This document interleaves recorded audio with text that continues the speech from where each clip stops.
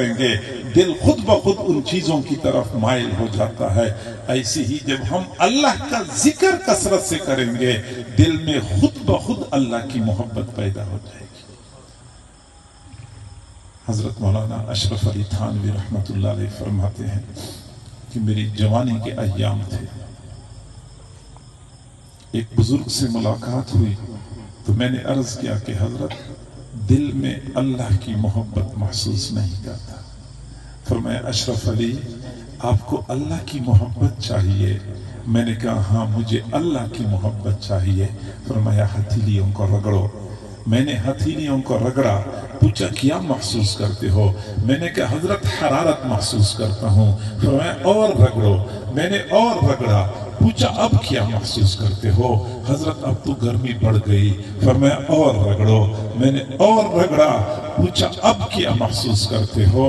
میں نے عرض کیا حضرت اب تو یوں محسوس ہو رہا ہے جیسے میری ہتھیلیوں کو آگ لگی ہوئی ہو. فرمایا اشرف علی ہتھیلیوں کو ہتھیلی سے رگڑتے ہو تو حرارت پیدا ہو جاتی ہے.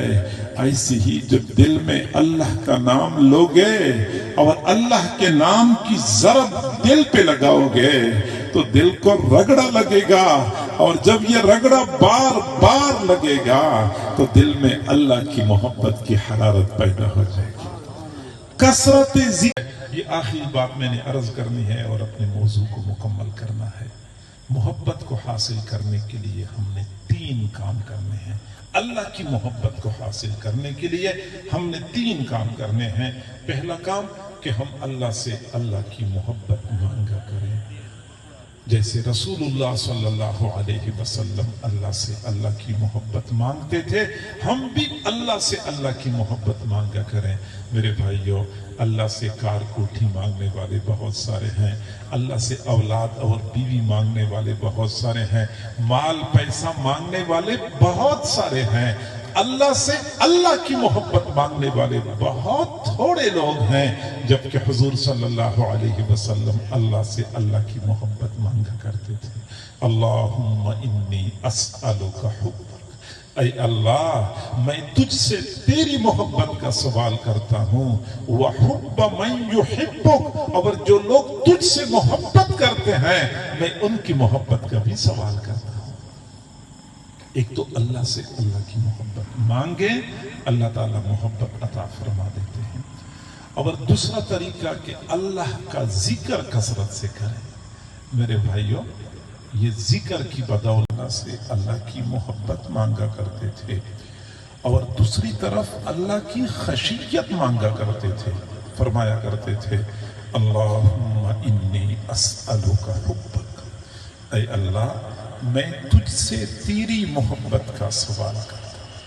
اور دوسرے مقام پہ فرمایا اللہم اجعل حبک الی احب الاشیاء حتی من الماء البارد فی الظما. اے اللہ مجھے اپنی محبت دنیا میں ہر چیز سے زیادہ محبوب بنا دے، یہاں تک کہ شدید گرمی کے موسم میں شدت کی پیاس لگی ہوئی ہو تو بندے کو ٹھنڈا پانی مرغوب ہوتا ہے، اس سے بھی زیادہ آپ کی محبت مجھے مرغوب ہو جائے. یہ آپ صلی اللہ علیہ وسلم دعائیں مانگا کرتے تھے. اور دوسری طرف اللہ تعالیٰ سے اللہ کی خشیت مانگا کرتے تھے. فرماتے تھے وَارْزُقْنِي مِنْ خَشْيَتِكَ مَا تَحُولُ بِهِ بَيْنِي وَبَيْنَ مَعْصِيَتِي. مجھے اپنا وہ خوف عطا کر دے جو میرے اور میرے گناہوں کے درمیان حائل بن جائے. تو یہ 2 جذبات رسول اللہ صلی اللہ علیہ وسلم اللہ سے مانگتے تھے، اللہ کی محبت اور اللہ کی خشیت. اور میرے بھائیوں، یہ اللہ تعالیٰ کی محبت